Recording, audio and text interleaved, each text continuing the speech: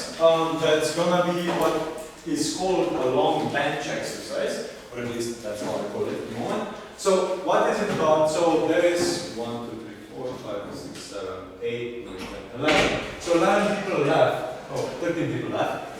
So what we are going to do is you will get a very limited amount of time to think about arguments, and what we will do is that someone will begin with explaining the idea. So what we expect from you is 1 to 2 minutes to explain an argument. 1 minute is perfectly fine. If you want to have content for 2 minutes, that's also good. So someone who starts on the proposition side will make an argument, and then someone comes from opposition, and we are going to do this with all 13 of you. Which means that the person at the end needs to have different arguments ready, because what we are looking for is that each speech we have a different argument.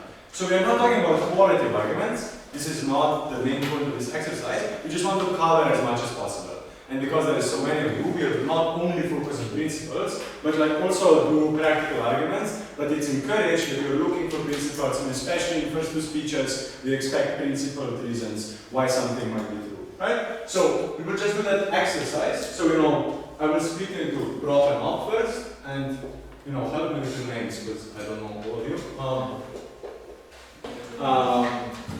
Cool.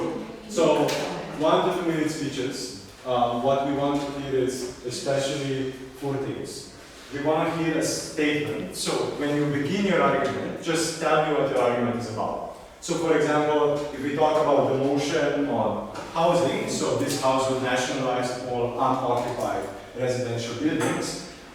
An argument would be nationalizing all unoccupied residential buildings, improves the living conditions of people who cannot afford housing in status quo.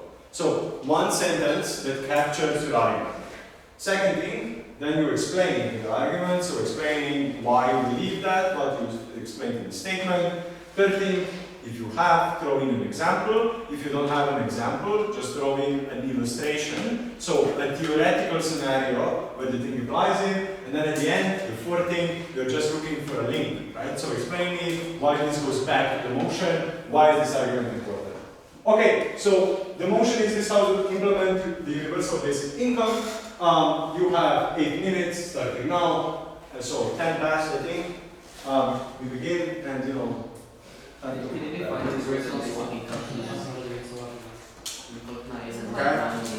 What's the question?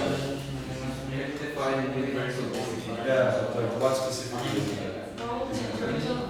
Is there a fixed salary that you earn, and there is a possibility to earn more? So universal basic income, UBI, this is that everyone gets a fixed amount of money, depending on the country you're in, what the amount of money is. Everyone gets a fixed amount of money every month from the state. No differences according to the amount of money you have or any other benefits you get. Right? So UBI in shorthand. But you still come at cost, or? Yes, so also unemployed and employed get this money. So universal basic income in terms of everyone gets 200 euros from the state, for example. Cool. Okay. 8 minutes.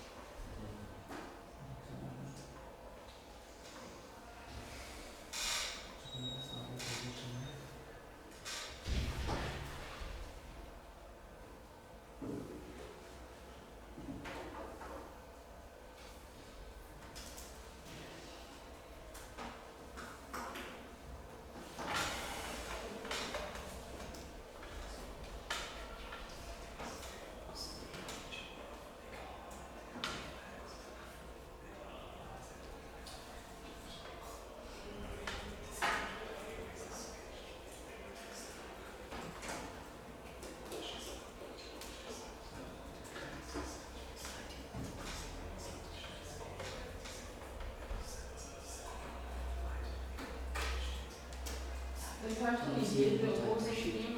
No, no, just an argument.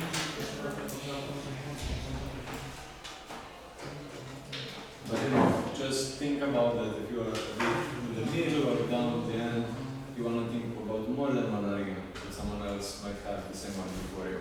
So you want to hear a different argument every speech.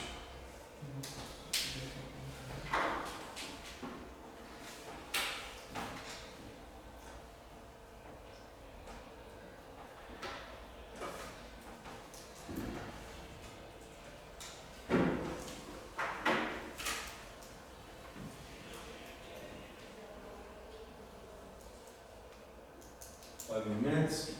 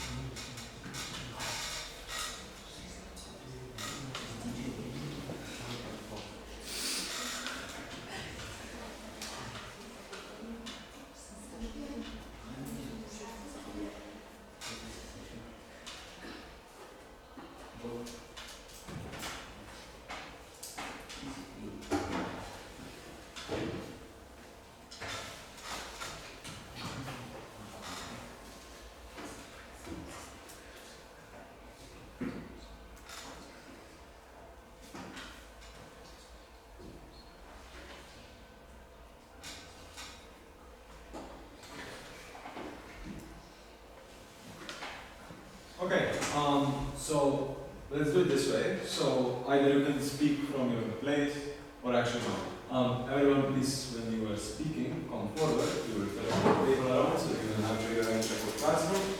Just do your speech, a minute long one, don't be your eyes, nothing like that. Everyone following up, just, you know, you might come up with an argument, or you might lose your argument because someone before you will already tell the argument, so be ready on that, think about your things. So, you know, obviously you cannot develop a whole argument in a minute in terms of having multiple subpoints. So it's fine if you extend in a meaningful way on previous things, but it must be different than what the speakers before you were saying. And I think that we are starting with Mia. Here.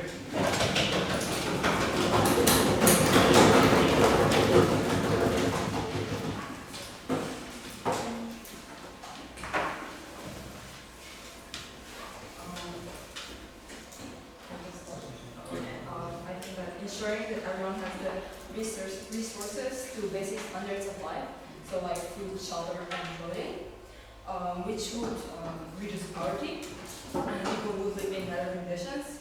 And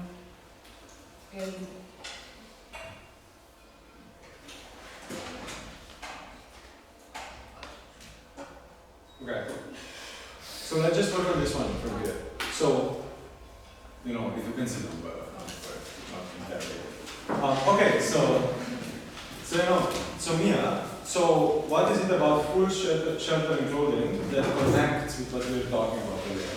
So if we talk about food, shelter and clothing, why is this not argument with this debate? What's the link?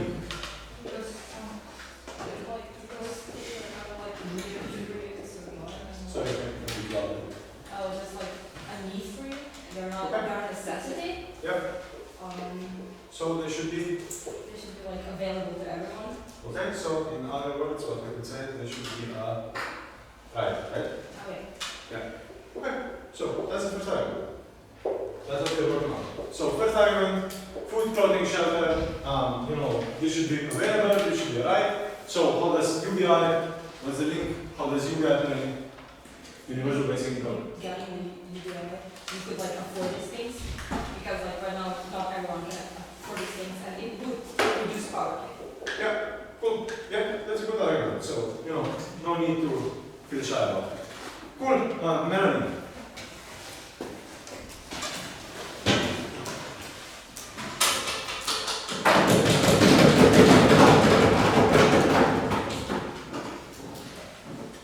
So I would say that UBI is actually really bad for the economy and it actually causes more poverty, which is bad like for everyone because for if look at the principal way, you would like because it would have more poverty. So I would first explain that because you guys is very expensive. That means that the money that we would actually like use to help the poor, the homeless, we would actually like take the money we have and separate through everyone, which has no sense because the ones that already have money would need more money.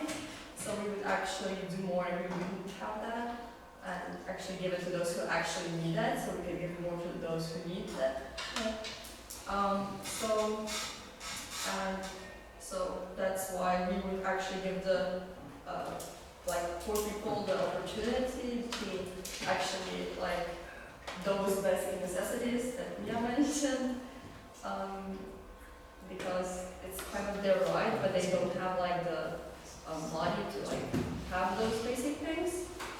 And I also think that if we have that, it would also lead to more poverty because people wouldn't then try so hard to like have a job and have a good income because they would get some more money. Yeah, so that's it. Yeah, great. So yeah, way over the 1 minute mark. Thanks, Melanie. So we have two arguments actually. So you know, a bit harder for other people in opposition. So luckily I'm not wrong, right? Okay, so second prof speaker, that's Ivana.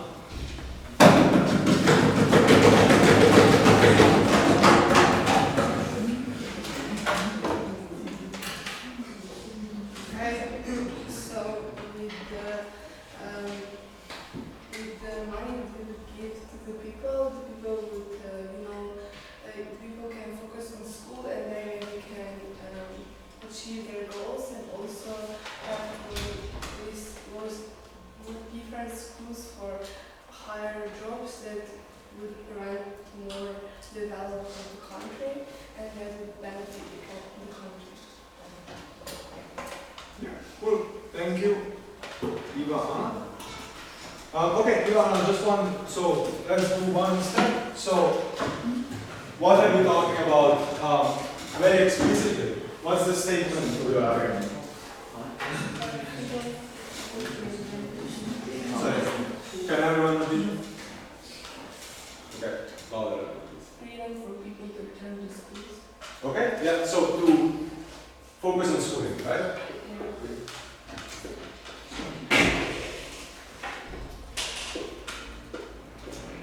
Okay, so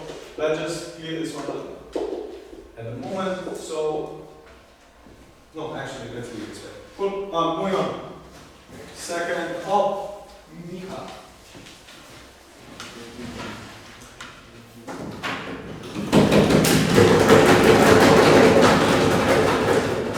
Okay, so I actually got like almost the same argument as Melanie. I made focus only on people with lower monthly incomes than all of us. So, for example, if I get 10,000 euros per month and get another 200, for example, euros per country a month, that doesn't actually help me that much. That, for example, helps people with 600 euros per month. So that doesn't make any sense if we give this money to everyone. So we would just like to focus on people with lower monthly incomes. Well, thank you, Micha.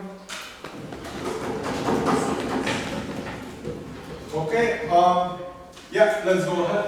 So, Marco? I'm reading my own handwriting. Well,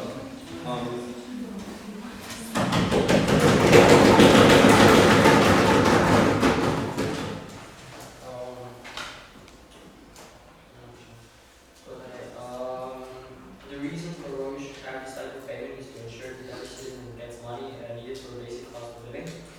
With this type of income, it causes the reduction of poverty and income inequality and improve mental and physical health.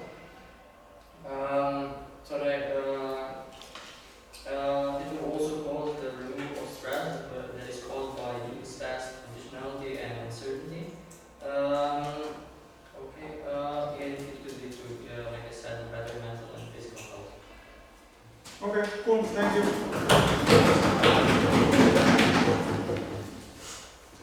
Okay, so that is Marco and Urban. Floor is yours.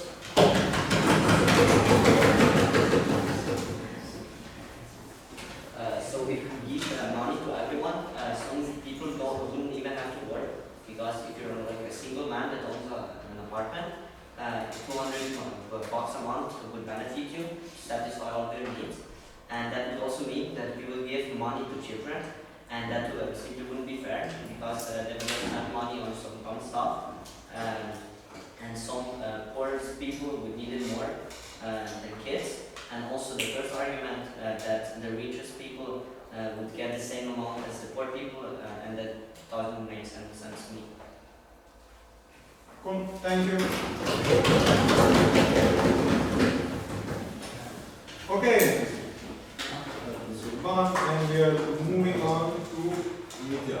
Here. Okay, so basically my argument is that universal basic income gives you the freedom to not be dependent on a company or on a job provider. So even if you're fired, even if you don't have a job, you can still provide the basic needs, as it was already previously mentioned. And since you're dependent on a big body as a government that can't fail you, you're not so it's not so easy for you to for your life to fall apart if an economic crisis happens, for example. And if you lose a job, you will still be provided with the basic materials. So basically the basic income gives you the freedom to not be dependent on anybody and to focus on whatever you want to do in your life. Great, thank you. So moving from media to mates. What is this?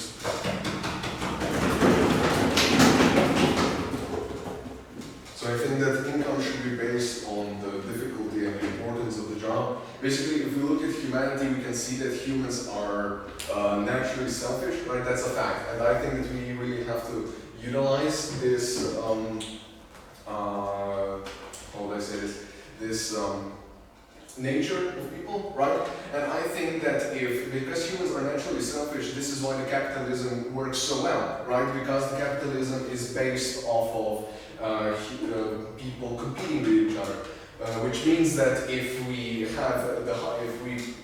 decide that, okay, we have certain jobs that pay out more than other jobs, this means that people people will want to compete with each other for the higher pay, right? They will want more money out of it, which means that more people will try to get the top jobs, the better jobs, which would result in a lot of competition for the higher jobs, which means more selection of people, a bigger selection of people that we can hire, and basically this means that we would get better people in those jobs, right? Because if everybody would be paid the same, this just means that why would you put an effort into studying for a very high job? Why would you waste so much time if you're going to get paid the same like as a garbage man, right? But this means, this basically creates a cycle in which people compete for the highest jobs, and if they fail to get the highest job, they compete for the second highest jobs, and you can always pick out the ones that are best suited for this job, which means that you will automatically get the best people for this job, right? You will get the best applicants. Cool, thank you, next.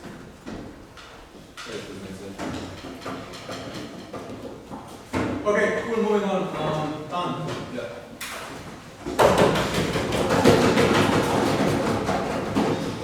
So this matter is basically a matter of patriotism, because after all, we are a society, we are a nation, and if we are to survive, if we are to thrive and be powerful, each and every one of us must be as powerful as the other.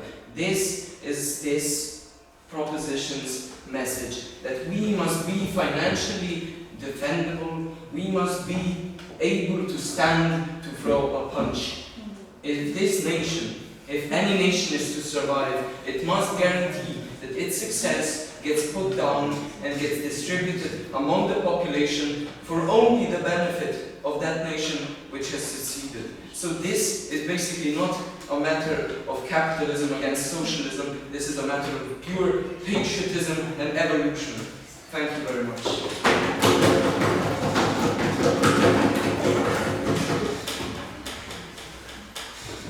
Cool, thanks Tom again, and yeah.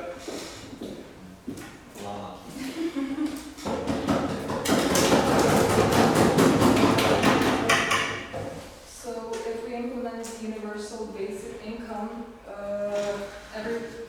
the people that will get this income will only be able to afford basic needs and non-luxury needs such as traveling, and yes, therefore the economy overall will be worse because closed off countries,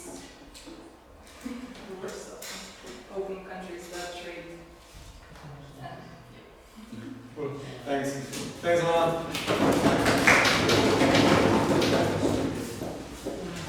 Okay, next one. I think it's Dominique.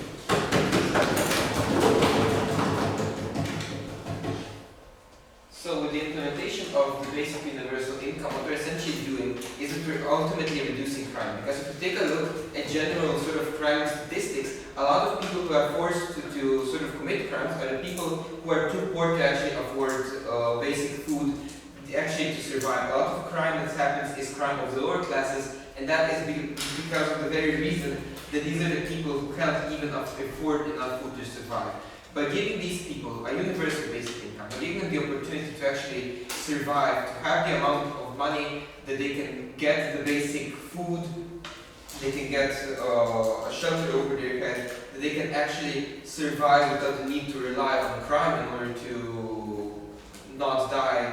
In that way, we're ultimately solving a very big problem that's prevalent even in many developed countries.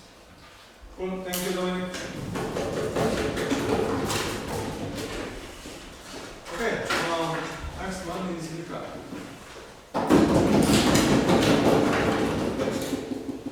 So it is principally unjust to equate everyone on the premise of the universal basic income. So money is essentially a metric with which we value someone's effectiveness to society, and consequently, such an implementation would be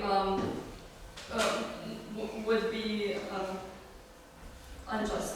So if we look at two types of people we have in modern day, we have those that are employed and we have those that are unemployed. And we think it's just for those that actually work to earn that money. We can see that with employed people, they had to work hard to get that money, or they had to study, they had to go through all of these processes for them to enable to then get that sum of money that they're getting not annually, monthly.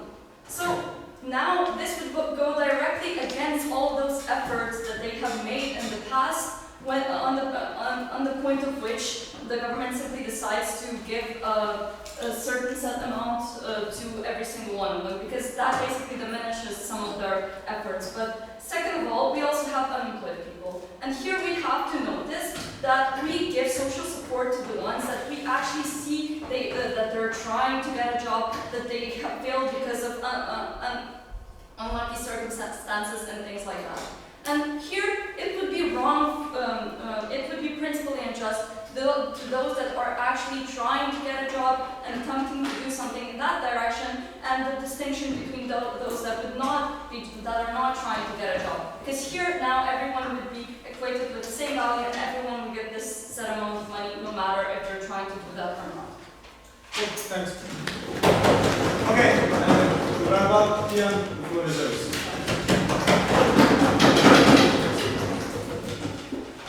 So my argument is that introducing universal basic income basically boosts the economy of the country, and this has three layers. Firstly, that people will be spending more, so because they have an extra boost to their monthly income, they will have more money to spend, and additionally, the lower classes who did not have that much money to spend on other things other than on basic living requirements are now able to spend money on other products, and this ultimately boosts the economy of the country, and it makes money circulate more. Secondly, if a country were to introduce basic universal income, it would become more it would become a better target for foreign immigrants who would want to immigrate to that country to earn that amount of money to get a better to have a better life, for example. And the third layer is that, like Dominic also said, there would be less crime, but also less illegal work, because people would have this insurance that they wouldn't get enough money that month, and that would lead to less work without paying the taxes. And this ultimately increases the economic position of the country. So not only it is better than by the status quo. Thank you. Thanks. Okay, so thanks everyone. And I think that it's great that everyone spoke and no one tried to avoid the exercise. So thank you for that, everyone, for participating. And I think that there are like two things I would say that in general come across that I would comment on. And I think that this is nice because these exercises show those things. So first off, I think we do well on the part of structure. I think most of you follow the structure well, what we talked about earlier, of having a statement, of having an explanation. There are not many examples, but in 1 minute that's forgivable and no time to prepare them. But I think that two things that you want to be a bit more careful about, right? So I think that one thing is thinking about consequences of UBI, right? Because I think on opposition, we didn't hear a very explicit thing. Why is it that if we give money to everyone, this means that there is less money available, or this money gets taken away from someone, right? So what we want to hear here, very explicitly, is that, you know, this money has to come from, I don't know, taxpayers' money, right? So this is the money that some people pay in the social welfare system, and it is now spent in a way that, as you guys point out very well, you know, is not the most efficient way, or is the way that prioritizes the people who are not the most needy of help, or not the most deserving of help, as Nika talked about. So, you know, all of those things, I think they were good, but I think that you want to be aware that you need to show first what UBI does so that you can claim those benefits, right? I think this is a bit more of a case on opposition than proposition because of the motion and how it is constructed. I think the second thing, right, is about the principles. So I don't think that, you know, I think that you want to be more explicit about making the principles and tying different points back to the things we were talking about earlier. So for example, when we were talking already, Mia, in your speech, right, we were talking about rights. So why should something be a right? Something should be a right, so like healthcare, like, you know, having enough money to buy food, things like that, those things can be a right, and they should be said so explicitly when you're making principled arguments. But I think that also lots of your arguments could be made into principled arguments, but you didn't decide to go in that way. For example, when Dominic talks about, you know, crime, I think he could explain in terms of how is it unjustified that, you know, we are punishing crimes of necessity when we have a different way of solving them. Right, so again, good job in terms of that you came up with different content. I think that you want to tie it a bit more clearly back to the principles when we are talking about principled arguments. I see that people have to leave, so let's take it.